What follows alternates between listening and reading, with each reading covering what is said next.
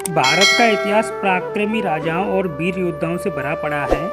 इन्हीं में से एक योद्धा थे राजा पोरस, जो न केवल अपनी वीरता बल्कि अपनी अदम्य इच्छा शक्ति के लिए भी प्रसिद्ध थे।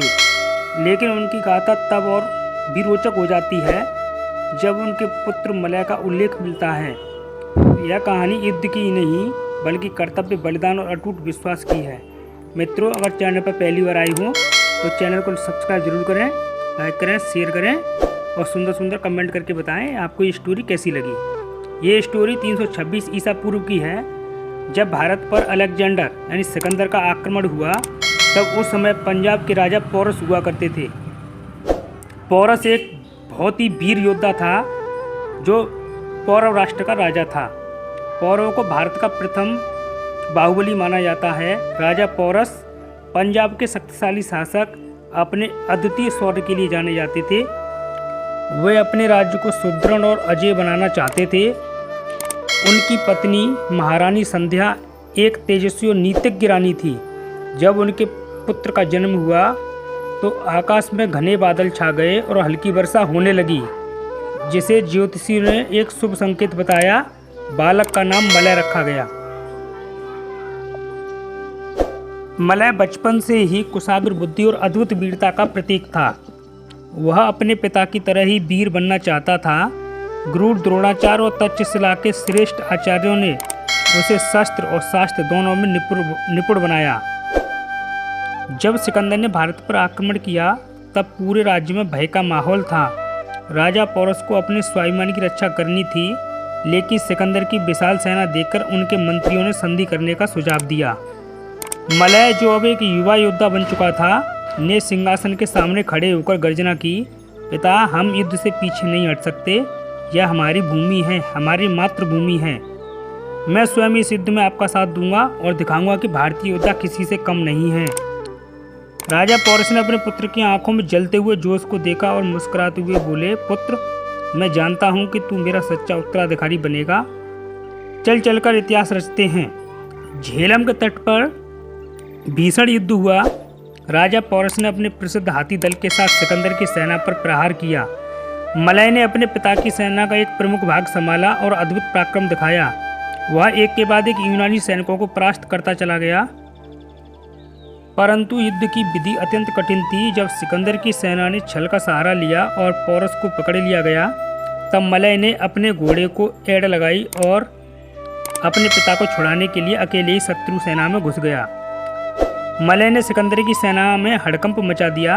वह बाणों की वर्षा कर रहा था, तलवार से बिजली की तरह वार कर रहा था, लेकिन अंततः जब उसके चारों ओर शत्रु सेना ने उसको घेर लिया और वह पूरी तरह घायल हो गया, तब उसने अंतिम सांस लेते हुए अपने पिता की ओर देखा।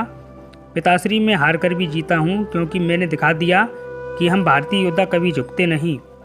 राजा पोरस के हृदय में वेदना की ज्वाला उठी, परंतु उन्होंने गर्व से अपने पुत्र को देखा और कहा, मलय, तू अमर रहेगा। यह भूमि तुझे कभी नहीं भूलेगी। युद्ध के बाद सिकंदर ने पोरस से प्रभावित होकर उन्हें उनका राज्य लौटा दिया, परंतु मलय का बलिदान भारतीय वीरता का एक अद्वितीय उदाहरण बन गया। झेलम का वह तट जहां उसने अंतिम सांस ली थी, वीरता की गाथा बन गया। आज भी जब वीरता की बात होती है तो राजा पोरस के साथ उनके पुत्र मलय का नाम भी अमरता के साथ लिया जाता है। उनका जीवन यह संदेश देता है कि सच्ची वीरता केवल तलवार से नहीं बल्कि आत्मबल और अटूट साहस से जन्म लेती है। मलय की वीरगति के बाद राजा पोरस का हृदय शोक और क्रोध की ज्वाला में जलने लगा।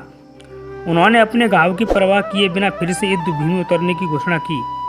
रात्रि के अंधकार में जब यूनानी सेना अपने शिविर में आराम कर रही थी, तभी पोरस ने अपने शेष सैनिकों को एकत्र किया और कहा, युद्ध अभी समाप्त नहीं हुआ है। मेरा पुत्र मरा नहीं, वह जीवित है। हमारे हृदय में, हमारी तलवारों की धार में जब तक हम अंतिम सांस लेंगे, तब तक इस भूमि को विदेशी आक्रांताओं के अधीन नहीं होने देंगे।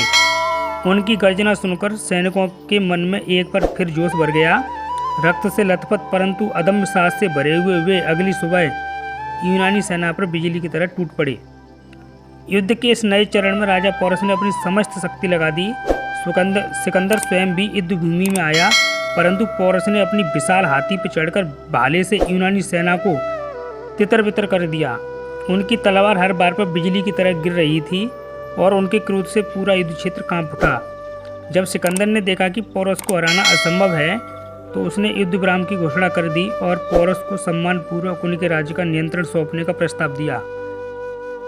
पोरस सिंहासन पर खड़े होकर बोले, सिकंदर, मैंने युद्ध में अपना पुत्र खोया है, लेकिन मैंने अपनी भूमि, अपना आत्मसम्मान नहीं खोया। मैं इस संधि को केवल इस शर्त पर स्वीकार करूंगा कि तुम अपनी सेना के साथ भारत की भूमि को तुरंत छोड़ दोगे। सिकंदर ने पोरस की शर्त मानी और झेलम से अपनी सेना को हटाने का आदेश दिया। पोरस की इस जीत ने सिद्ध कर दिया कि आत्मसम्मान और पराक्रम किसी भी विदेशी आक्रांता से अधिक शक्तिशाली होते हैं। राजा पोरस ने अपने पुत्र मलय की स्मृति में एक भव्य स्मारक बनवाया।